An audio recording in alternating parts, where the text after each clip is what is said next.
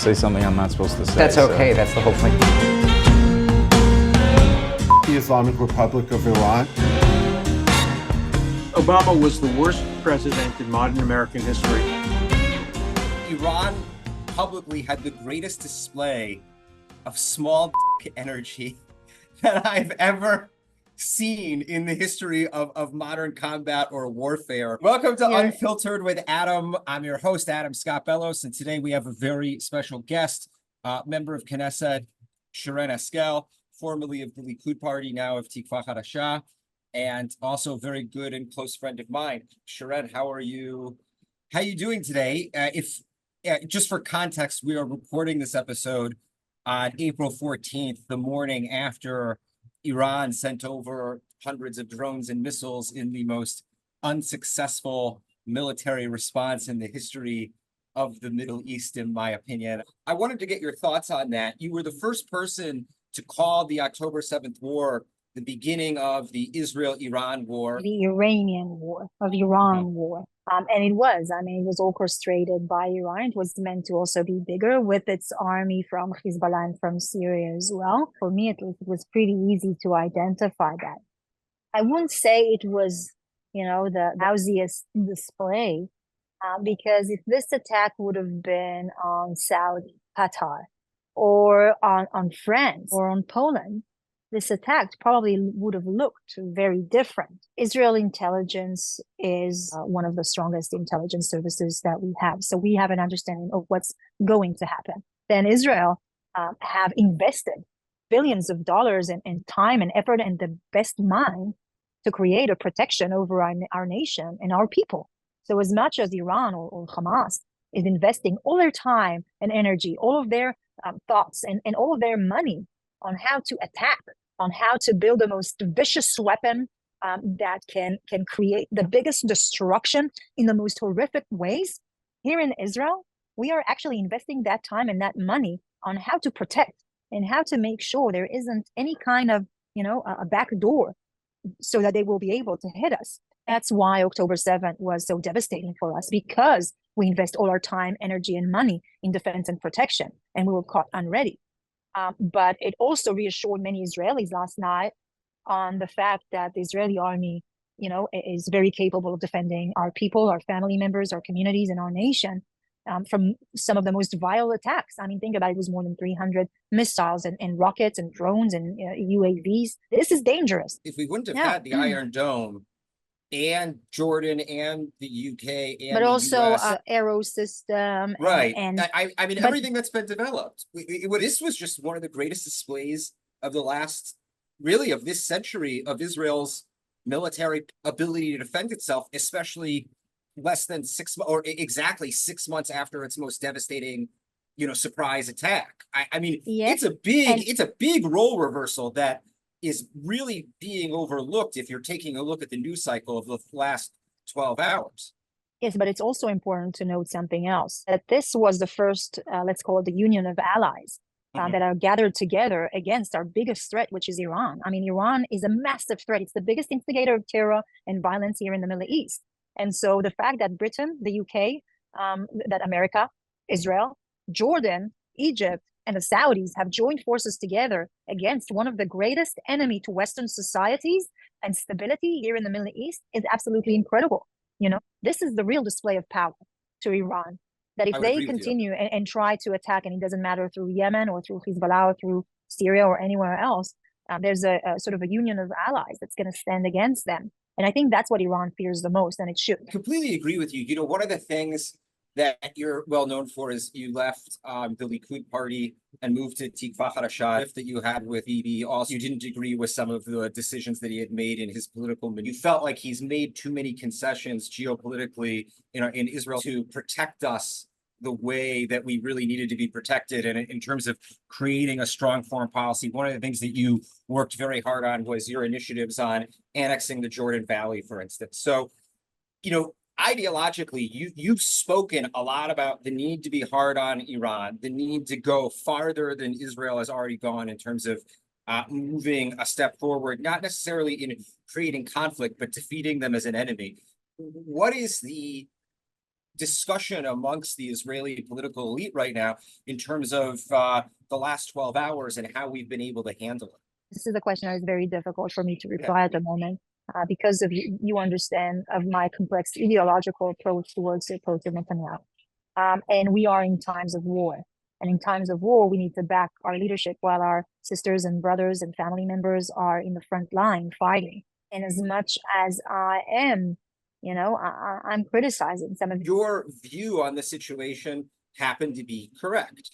And your view on the situation at the beginning of the war happened to be correct. And the view that you were taking was very different from the rest of your political colleagues, so to speak, from all over the spectrum. It's really now, I'm not really asking a question about criticizing Bibi or the administration. This is about your right-wing revisionist ideological point of view in terms of foreign policy and that what Israel should have. I'll say that I still stand by what I stood by in the past and even now about an iron fence that's going to deter our enemy constantly and not to back down or bow or apologize for protecting and defending our families. I will say as well that I think that we should have probably started the Northern Front earlier, as I stated before. I will stand by saying that we should have 2 months ago have already entered Rafah in order to eliminate the threat of Hamas and in order to make sure that a hostage deal comes in as quickly as possible. We have very strong allies, and it's true. And we are in a conversation with them and we're listening. Obviously, we are cooperating together. But it's important to understand that any decision that the safety and the security of Israel doesn't stand in the first place or straight in front of our eyes, someone's going to pay with their lives. And for me, as a representative, as a parliament member, it is my job to make sure that our children are safe, that our family members are safe, and that we don't spare. I mean, we don't have any people to spare for any bad decisions. I think that after the 7th of October, it will be my forever fight to make sure that our children are safe here in Israel, that something like that will never, ever happen again. I think it was really interesting what you said, that we should have gone into Rafah 2 months ago. And I feel like that's a situation that our international allies have created that have prolonged this war, increased civilian death on both sides. You're shaking your head. No, I want to hear what you have to say. It's not the fault of our allies. This is the fault of the decisions that are being made here in Israel. And this is an Israeli decision before the international pressure that's being put on us. And we have to say it first out and clear. It's very difficult as politicians, not to listen to the crowds, because at the end of the day, we are voted by the crowd. And sometimes the votes of the pro-Palestinians are far louder than the actual size of them in the population. And the ears of those leaders are very open to those voices, okay?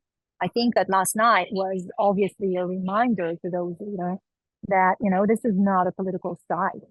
This is about the survival of Western society against a very aggressive and violent regime who is literally have said they're trying to take over the world and are taking action in order to take over the world, to have Islamic dominancy of the Ayatollah regime. Our friends have stood beside us since the 7th of October, okay? And sometimes there's more pressure and sometimes there's less pressure, okay? And obviously they are very aware to their environment and their electorate as well. And we've heard that from a few foreign ministers as well. I mean, take Canada and Australia, who went to the extreme way of really something that I cannot understand at all, but I know that they have said that this is because of their electorate. Those leaders have completely lost their moral compass over political popularity. Some of the other leaders, like the United States and the UK and Germany and France, have stood by us, even though it was difficult. And you see some ups and some downs.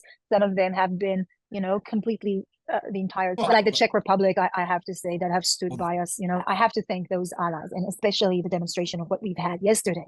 So our destiny is tied together. Israel represents the Western society in the Middle East. There isn't another democracy in the Middle East. There isn't another country in the Middle East that supports women's rights and freedom of speech and freedom of press and all of those democratic values that are part of our identity of who we are in Western society. That's what defines us mainly. And so we are what you would call it, the Western society branch in the Middle East, okay?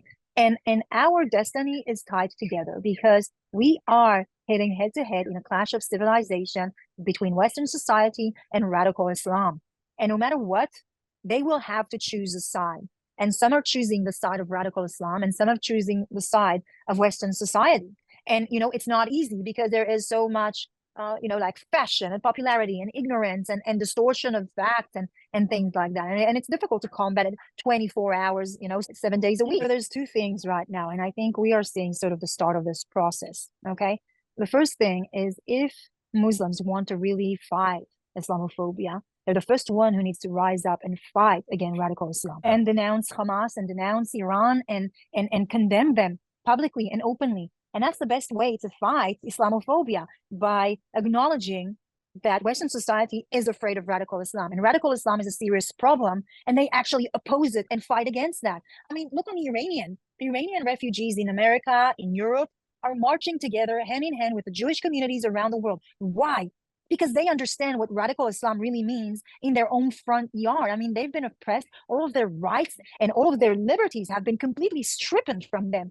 So they know what we are fighting. And those Muslims are marching hands in hands with the Jewish communities around the world against Iran and against Hamas. And this is what really fights Islamophobia, the Iranian refugees around the world. And if Muslims are really wanting other communities to fight that, this is the first way they need to hit. Okay, Islamophobia might be an issue, but it's first of all the Muslim community who need to address that and fight that, condemn actions like that. Iran is operating from many countries like Iraq, Syria, Yemen, Lebanon, and is literally operating a military attack day after day in Israel, against Israel. I mean, they're shooting rockets and killing people from the northern border through Lebanon, through Syria. That's what Iran is actually doing. Well, do you think many people understand that every day rockets are coming into Israel in the north? Because it's not something you see in the news. You wouldn't know about it unless you have a red alert system on your phone.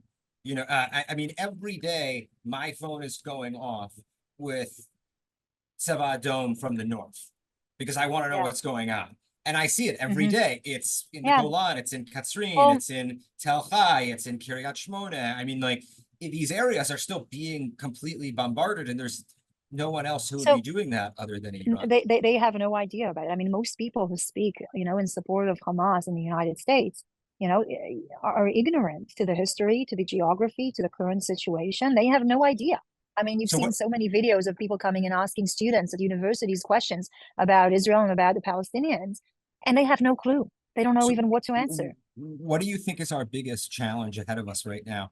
I think it's the foreign influence through TikTok and through social media on the younger generation, where they actually spread, conspiracy theories, blood libels, complete lies and fake news throughout social media, and people are buying it. The younger generation is buying it. I mean, look at what happened on TikTok, where Americans were sympathizing with Osama bin Laden. I mean, that's mind-blowing. Americans are sympathizing with Osama bin Laden after watching on TikTok the letter to America. I mean, can you imagine that? The mass murder of so many lives? Everybody says this: if you were born before 9/11 and were old enough to really understand what was going on, life was never the same after September 11th, 2001, everywhere. Like and there's, it will never be. No, there's before and after 9/11, and that really, and just like very much so, there's before and after October 7th. Like globally speaking, and I do really believe that. But you have these kids who, in America, you have the baby boomers who were the children of the greatest generation, who got the benefit of all the sacrifices that were made and the Great Depression. And now you have these kids in America who weren't there for 9/11, weren't there for Iraq, weren't there for the Arab Spring, even now that it's 10 years old. They were never given the experience to understand what really is right and wrong in the world. I think that, when freedom and liberty is being given to you on a silver platter, sometimes it's difficult to appreciate that. Well, if you come from a place where you had to fight for it, when you understand the price of life and relatives and people who actually lost their life to fight for the freedom that you receive, when you understand that this is not something that was given as a gift, but something that people actually lost their life for. And, every time it's a generation away from being taken from us. And here in Israel, we understand that pretty clear. I mean, I was a combat soldier defending my family, defending my nation against terrorists. I was literally fighting, seeing horrible sights to make sure that my children will have the same freedom, liberties, equality that I was given as a child, and I had to fight for it. And they will probably have to fight for it too. So you appreciate it. Hopefully your children won't need to go into the army. Hopefully, I I mean, that's really, 18 years from now. Like, I really hope so. But in our reality, when people are yeah. not looking a few generation to the future, most probably that's what's going to be the But, situation. I mean, I just but came back that's, from a yeah. few delegation talking in Brussels, in Berlin, and in many other places about the future of the children in Gaza and the way of the radical Islamist education that they're receiving, about how they're being educated to anti-Semitism. I mean, some children, babies as young as 3 years old, are being told in summer school, funded by UNRWA, by the international community, teaches them how to stab Jews. I mean, Yeah. in that kind of world, yes, my daughters will probably have to serve in the army as well, unless we change it, unless we change the education, unless we change the atmosphere, unless the leadership is changed. Do you have any parting wisdom you would like to give our viewers for today, given what happened last night? Oh, as a mother, we're anxious and worried about the future of our children. I mean, we've just saw 6 months ago how our neighbors have entered, burnt, mutilated, burnt alive babies, children, how they raped young little girls in front of their parents. I mean, if you can imagine the worst nightmare that you can ever imagine and dream actually coming to reality, that's what we keep on reliving every single day. And, our first mission is to bring back our family members who are being held captive in those dungeons and being abused physically, emotionally, sexually, being starved, being executed. We want to bring them back home and as quickly as possible. This is our first mission. And the second one is that we are in a constant battle on our survival, but real survival. This war is going to dictate whether my family, my community will be able to survive and live here. It's difficult. It's very difficult, and it will take us a long time to actually accept and maybe somehow go back to somewhat of a normal routine or a day-to-day life where we feel safe and secure. I think that if our government and the people who are calling the shots will start making, decisions and not just being backed to a wall, but make real decision that will bring back the deterrence and the security to our people. Like, for example, enter Rafah, take over the Philadelphia crossing that Hamas is controlling, win the northern front in front of Hezbollah, and make sure that there isn't a threat from Iran, like a serious one. I want to thank you for joining me on Unfiltered. It was great to have you as usual. And I'm sure we will do another one of these sometime soon. If you want to follow Sharren and her work, you can follow her on Instagram at Sharren Haskel. And she has been at the forefront of fighting in the international community for the legitimacy of what Israel is doing right now. She spent a lot of time in Europe over the last 6 months, going back and forth, working with European parliamentarians. Sharren, thank you so much for joining me. Thank you so much, soon. Adam. It was a pleasure. I'll see you soon.